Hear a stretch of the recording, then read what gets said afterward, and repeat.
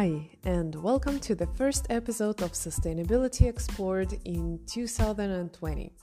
I launched this podcast in May last year with the purpose to explore different angles, shapes, and aspects of sustainability, among which corporate culture, leadership, corporate social responsibility, environmental and social risk assessment, stakeholder engagement, climate report and energy transition, and many more. There are currently 16 episodes. 5 of them are interviews with leading experts in the fields of corporate sustainability, green jobs, energy and climate change, nuclear energy, and science communication. This year holds a lot more challenging topics, inspiring and engaging guests, and life-changing discoveries, I'm sure of it.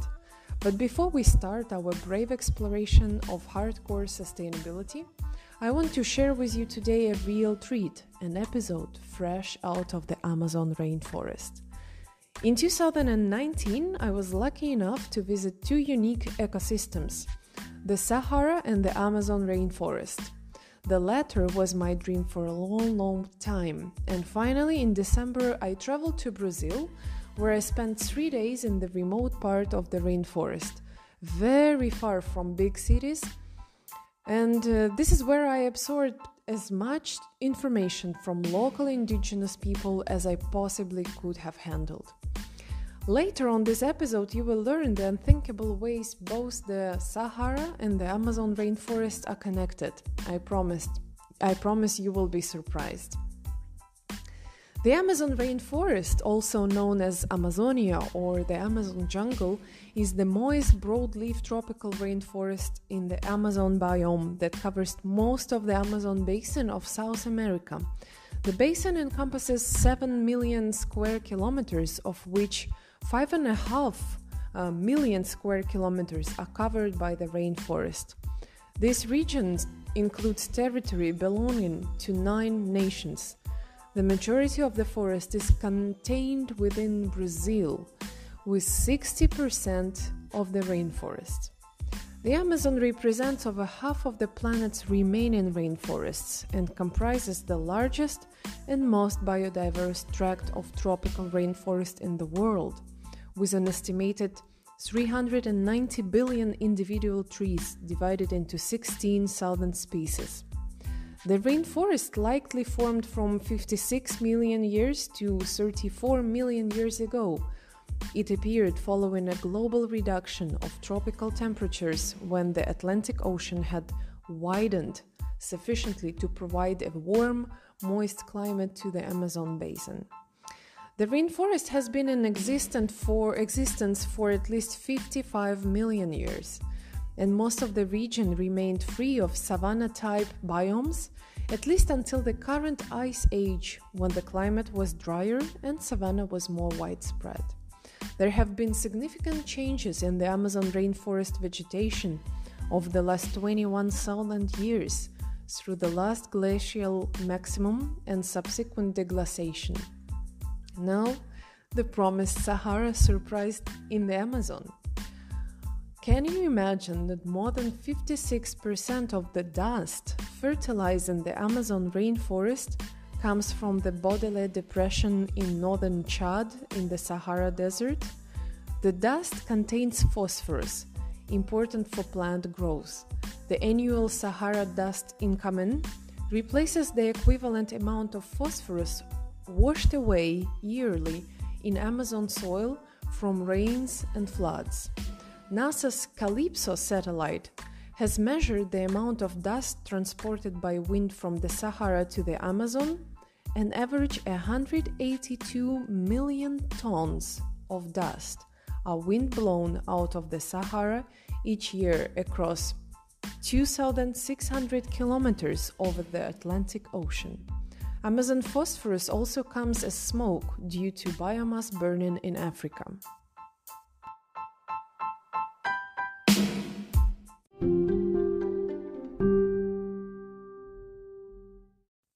Wet tropical forests are the most species-rich biome, and tropical forests in the Americas are consistently more species-rich than the wet forests in Africa and Asia.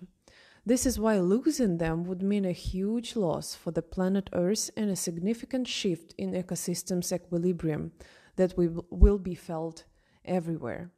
There have been almost 73,000 fires in Brazil in 2019, with more than half within the Amazon region. In August 2019, there were a record number of fires. Deforestation in the Brazilian Amazon rose more than 88% in June 2019 compared with the same months in 2018. Some blame the fires local communities made, but there is a thing. The Amazon rainforest, rather than being a pristine wilderness, has been shaped by man for at least 11,000 years through practices such as forest gardening and terra preta de indio, a type of black soil created by millennia of human habitation, which is partly a byproduct of charring biomass. When deposited alongside the compost, manure, pottery, and dead biomatter generated by ancient settlements, the charred mix enriched the Amazonian soil with nutrients. There is a huge difference between the modern slash and burn techniques that are decimating the Amazon and the charring practices used by indigenous populations to manage the rainforest environment and produce terra preta. Indigenous methods tend to involve creating small, smoldering fires from plant biomass that are covered with dirt or straw and rotated around the different patches of land each season. Not only does this approach reduce the risk of uncontrolled wildfires, it captures half of the biomass carbon in the ground, which prevents the release of greenhouse gases. One 2006 study suggested, kudos to Cornell University, that up to 12% of human-caused carbon emissions could be offset by switching from slash and burn to slash and char. It is an amazing example of local traditions producing global benefits. Sadly, many of the ancient sites that show strong signs of indigenous influence are clustered in the southern Amazon, which is now undergoing a very different type of anthropogenic transformation, which is a rapid deforestation and harsh wildfires. As the largest tract of tropical rainforest in the Americas, the Amazonian rainforests have unparalleled biodiversity. 1 in 10 known species in the world lives in the Amazon rainforest. December is the start of the rainy season. It rained almost all the time when we were there around Catholic Christmas time. We even got to celebrate this with the locals. That was a truly unforgettable experience. The peak of rain and the highest rivers level, according to my local friends, is in July. This is when the chances are high to see the most of biodiversity. Sloths, iguanas, monkeys, all they climb up and concentrate on the remaining tops of the trees. We were lucky, I guess, to see some of the exotic animals residing in the Amazon, such as capuchin monkeys, agouti, one sloth, although from very far, one iguana. To check if it was really an iguana, a Vietnamese member of our group had to send a drone closer to the enigmatic animal. The challenge then was to get the drone back seconds before a violent rainstorm hit us. We also saw tarantula spider, armadillo, different venomous and not snakes, caiman, owls and hawks, venomous frogs, piranhas at last. Here is the morning sound of birds for you. I woke up at 5 a.m. to record it. Enjoy.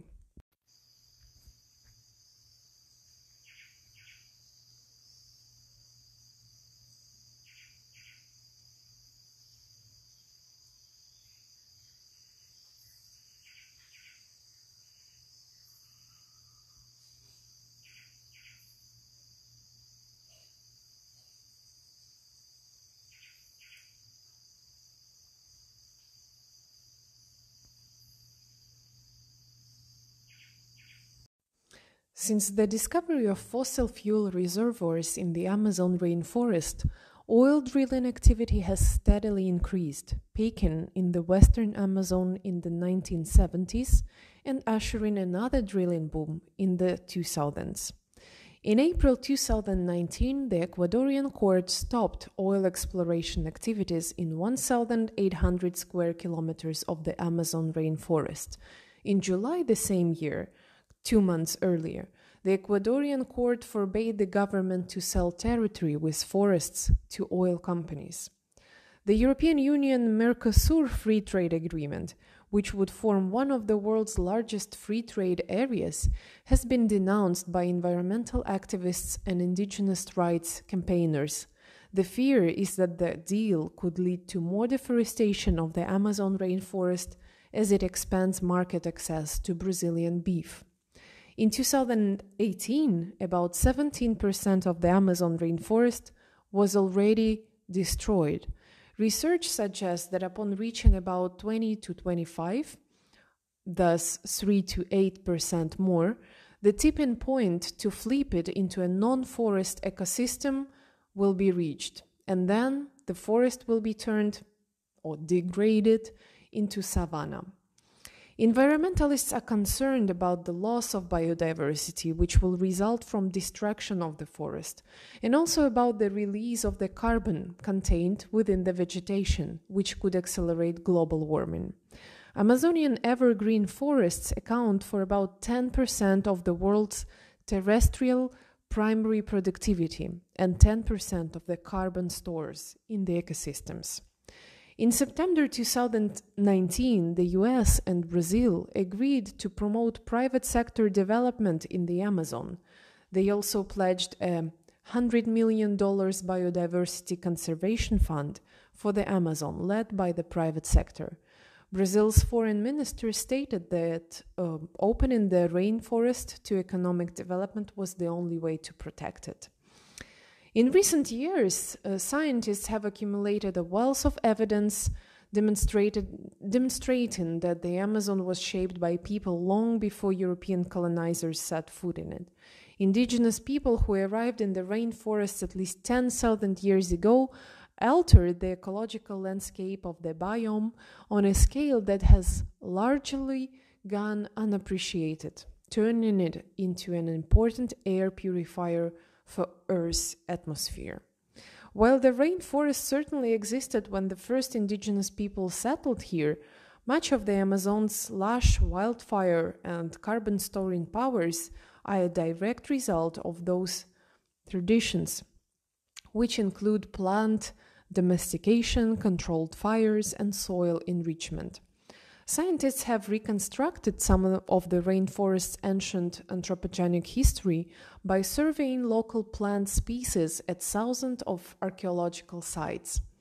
A 2017 study published in Science found that plants domesticated by indigenous populations, such as the Brazil nut, for example, are about 5 times more plentiful near these bygone settlements. Many of the crops favored by indigenous populations are particularly adept at sucking carbon out of the atmosphere. One study estimated that the Brazil nut tree, which can grow to 160 feet tall and live for 1,000 years, contains 1.3% of the Amazon rainforest's carbon by itself. The implications of this domestication process transcended lifetimes and have played out over thousands of years, creating a carbon-storing biome that is an essential bulwark in efforts to mitigate the climate crisis. Brazil nuts, palms, and other crops also helped foster the Amazon's unparalleled biodiversity, as fruits and nuts opened new niches to native wildfire species.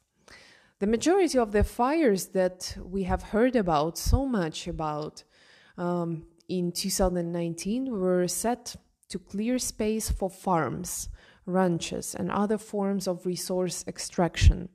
While this process repeats every year in the Amazon, the 2019 season has been particularly intense because Bolsonaro refuses to enforce environmental laws and protections.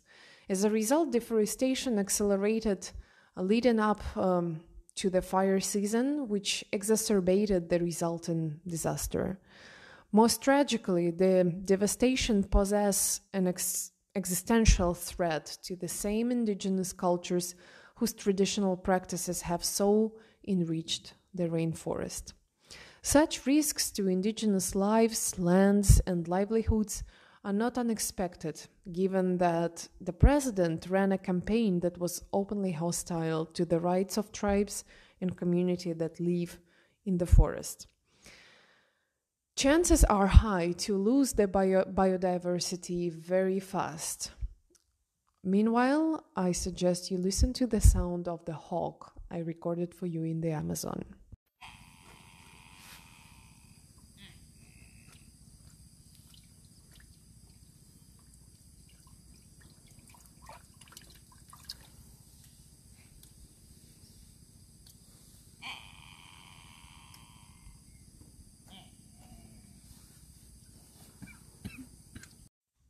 According to the article called Better Read Than Dead, Paying the People for Environmental Services in Amazonia by Anthony Hall, Amazonian deforestation is responsible for 3/4 of greenhouse gas emissions in Brazil, which is itself the world's fourth largest emitter after China, the US, and Russia. Since the 1960s, the Brazilian Amazon has been treated as a virtually free source to be exploited in the name of national development with little or no regard for the huge environmental and social costs involved. With some 20% of Brazil's Amazon rainforest now lost to clear felling, over half of the region has been adversely impacted by human activity. It has been estimated that up to 50% of the country's rainforest could disappear by 2050, generating a regional average temperature rise of up to 4% and a rainfall reduction as high as 20%, with disastrous consequences including widespread savannization and forest dieback. Successive military and civilian governments have, since the 1960s, encouraged settlement through cattle ranching, logging, soybean cultivation, and occupation by small farmers.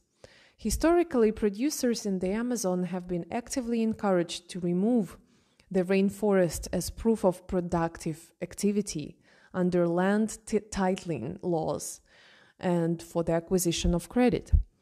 Environmental policy has been based on conservation in protected areas, backed up by punitive command and control measures.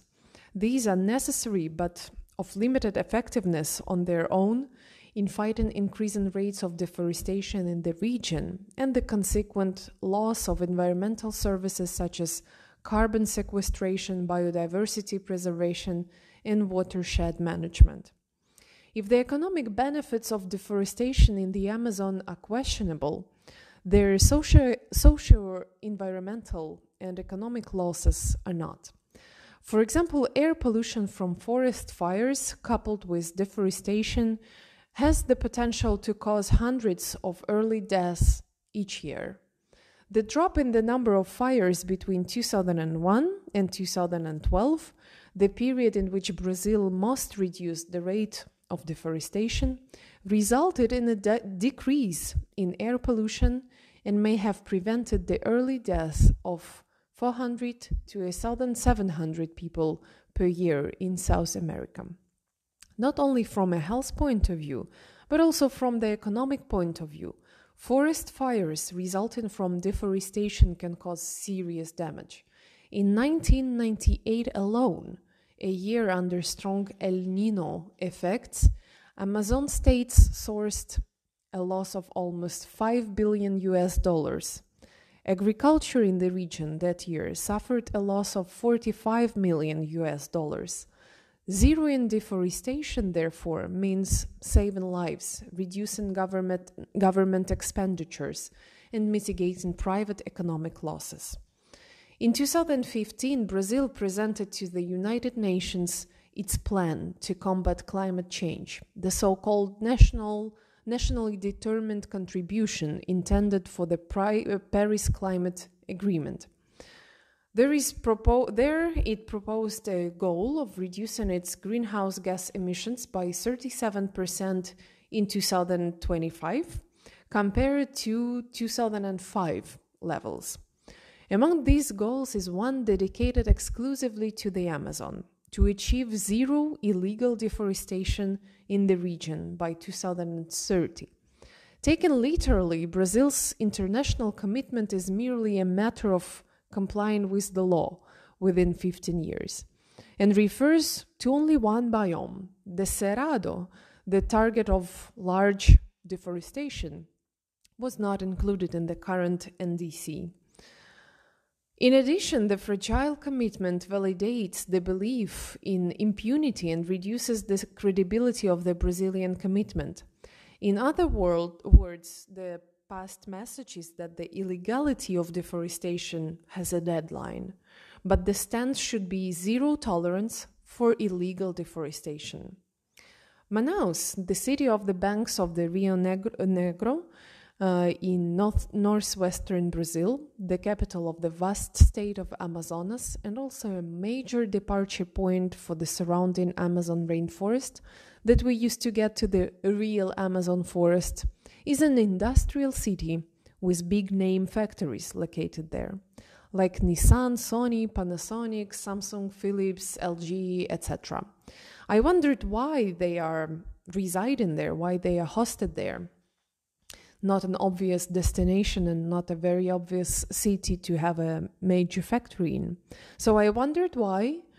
The reply of my guide was that these factories are here, located so far from big cities, transport nodes like Rio de Janeiro or Sao Paulo, to keep people busy and employed, thus to discourage them from illegal Amazon forest logging. This epochal deforestation, matched by harder to quantify but similar levels of forest degradation and fragmentation, has caused measurable disruption to regional climates and rainfall.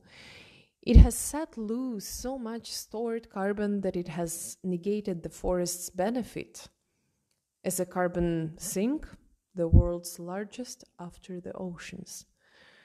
Scientists warn that losing another fifth of Brazil's rainforest will trigger the feedback loop known as dieback, in which the forest begins to dry out and burn in a cascading system collapse, beyond the reach of any subsequent human intervention or regret.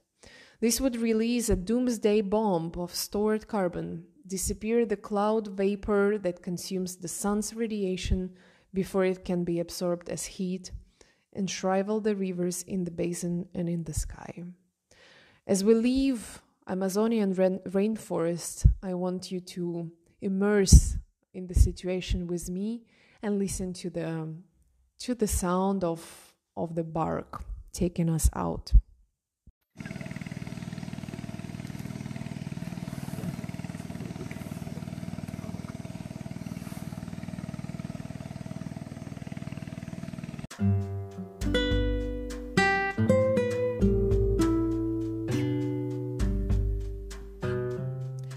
Thank you for audio traveling with me today to the Amazon. If you like the podcast, please leave a review, rate, comment on the platform you're listening on.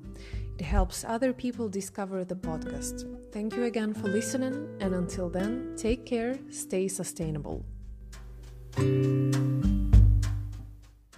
Foi? Botaram verdinho, né? É dele.